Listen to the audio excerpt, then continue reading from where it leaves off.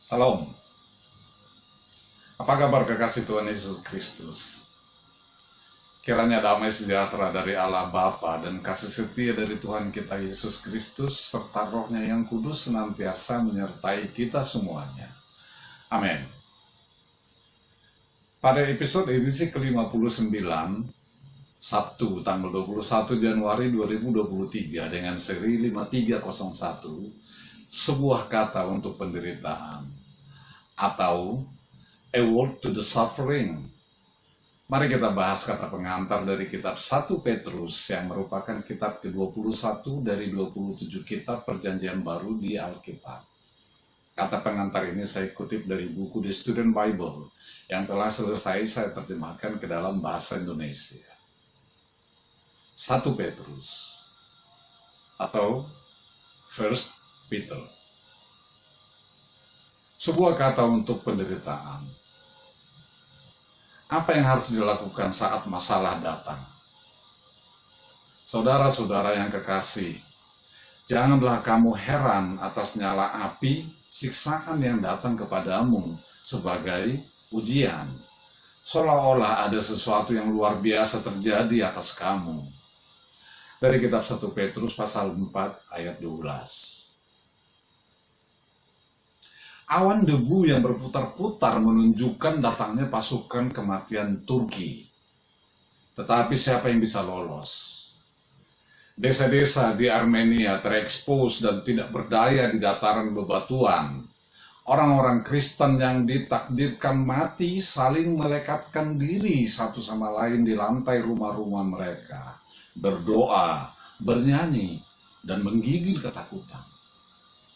Adegan ini terus berulang selama Perang Dunia Pertama dan Kedua, dan hal ini selalu berakhir dengan suatu pembantaian massal. Serbuan orang Turki terhadap orang-orang Kristen Armenia menjadi salah satu sejarah terburuk yang mengilhami perang agama berdarah. Lebih dari 1 juta orang terbunuh. Tapi sayangnya, tragedi orang Armenia itu adalah salah satu dari banyak serangan terhadap orang-orang Kristen pada abad ke-20. Semakin banyak orang yang mati demi keyakinan agama mereka di abad 20 ketimbang gabungan seluruh sejarah. Ribuan orang Kristen tewas di Afrika Timur, pertama di Mau-Mau saat kebangkitan dan selama pemerintahan teror Uganda, Idi Amin. Jutaan lagi menderita di bawah pemerintahan Soviet dan Cina, dan tekanan terus berlanjut. Bahkan hari ini beberapa negara memenjarakan dan menyiksa orang yang bertobat kepada agama Kristen. Fakta itu sendiri menjadikan kitab 1 Petrus masih sangat relevan bagi para pembaca modern. Bagaimana menanggapi penderitaan? Saran apa yang akan Anda berikan kepada orang-orang Kristen yang akan menghadapi penderitaan?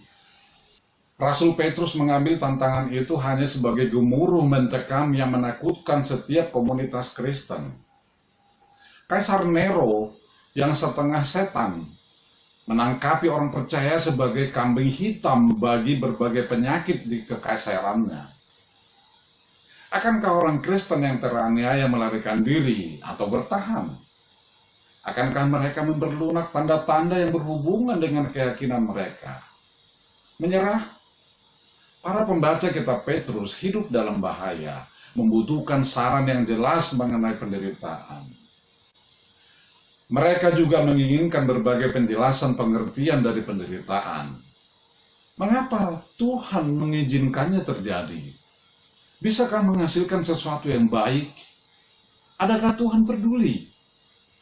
Pendeknya, mereka mengajukan berbagai pertanyaan yang timbul pada setiap orang Kristen yang mengalami pencobaan berat. Menurut Petrus, penderitaan hendaknya tidak membuat seorang Kristen lengah. Kita adalah tanda kutip orang asing, pasal 1 ayat 17, di seluruh dunia, dan di mana orang-orang Kristen berkembang, awan badai bisa berkumpul. Penderitaan adalah bagian yang diharapkan dari kehidupan dengan iman yang tulus. Pengalaman Petrus sendiri.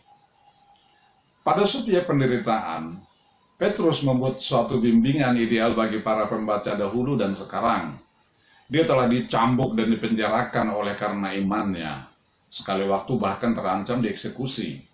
Ada di kitab Kisah Para Rasul pasal 12. Juga Petrus secara pribadi melihat Yesus mengalami penderitaan. Dan di dalam surat ini, dia menunjuk dirinya sendiri sebagai contoh tentang bagaimana menanggapi penderitaan itu. Petrus menguatkan para pembacanya untuk, tanda kutip, memiliki cara hidup yang baik di tengah-tengah bangsa-bangsa bukan Yahudi, supaya apabila mereka memfitnah kamu sebagai orang durjana, mereka dapat melihatnya dari perbuatan-perbuatan yang baik dan memuliakan Allah pada hari Ia melawat mereka. Pasal 2 ayat 12. Penderitaan dapat memperbaharui orang percaya dan memberi kita sebuah kesempatan untuk membuktikan iman kita, dan hasilnya akan mendatangkan kebaikan bagi kita. Kitab ini menekankan sebuah poin lebih lanjut pula, yaitu penderitaan adalah sementara, untuk dialami hanya untuk, tanda kutip, seketika. Pasal 1 ayat 6 dan pasal 5 ayat 10. Mereka yang menderita bersama Yesus juga akan cemerlang di dalam kehidupan yang selamanya akan terbebas dari penderitaan. Orang yang meragukan hal ini mengkritik gereja atas penekanan sebuah kehidupan masa datang, ketimbang bekerja untuk meningkatkan pertumbuhan iman. Anda menjanjikan kue di langit, ejek mereka. Tetapi bagi para pembaca kitab Petrus, mewaspadai musuh yang berkeliaran mencari mangsa, tidak yakin bisa bertahan untuk hari yang lain. Pesan itu nyata dan bergizi seperti makanan. Menurut kitab 1 Petrus, harapan kita bahwa penderitaan suatu hari akan berhenti bukanlah suatu khayalan belaka, tetapi suatu, tanda kutip, hidup penuh pengharapan. Pasal 1 ayat 3, di dalam Dia yang telah mengalahkan kematian. Bagaimana membaca kitab 1 Petrus? Agama Kristen pada mulanya menikmati toleransi dari kekasaran Roma. Tetapi secara perlahan pemerintah berbalik terhadap mereka. Roma membenci perbincangan orang Kristen tentang kerajaan lain dan keberatan-keberatan mereka kepada pemberhalaan dan kemerosotan. Meskipun kitab 1 Petrus awalnya dituliskan kepada orang yang berada dalam bahaya serius, pelajarannya diaplikasikan untuk kita semua yang mengalami penderitaan seperti itu. Mengapa segala sesuatunya tidak berjalan sesuai kehendak kita? Apakah Tuhan hendak mengatakan sesuatu? Petrus memberi jawaban-jawaban yang berwenang. Saat Anda membaca, cobalah menerapkannya ke dalam situasi Anda. Gaya penulisan Petrus memperlihatkan latar belakang nelayan sederhananya. Dia menggunakan berbagai ungkapan pedesaan yang ringkas dan tajam, dan secara kaku berpindah maju dan mundur antara doktrin dan saran. Pasal 2, ayat 18-25 menunjukkan suatu contoh yang sangat baik. Petrus memberikan wawasan mendalam ke dalam apa arti Yesus menderita atas nama kita. Tetapi dia juga menyimpulkannya di dalam satu bagian praktis kepada perbudakan dan pemerintahan. Lalu dia mencampurkan doktrin, yaitu apa yang harus dipercaya, dengan praktik, yaitu bagaimana harus bersikap. Lebih banyak sebagai pengkhotbah ketimbang sebagai penulis, Petrus mengkonstruksi kitabnya seperti sebuah khotbah yang tidak teratur bicaranya. Lihat pada ke-34 perintah langsung yang disertakannya. Ketergantungan Petrus kepada pidato tokoh-tokoh atau benda-benda yang umum, antara lain sebuah batu penjuru, anak domba, gembala, membuat kitab ini sangat layak dikutip.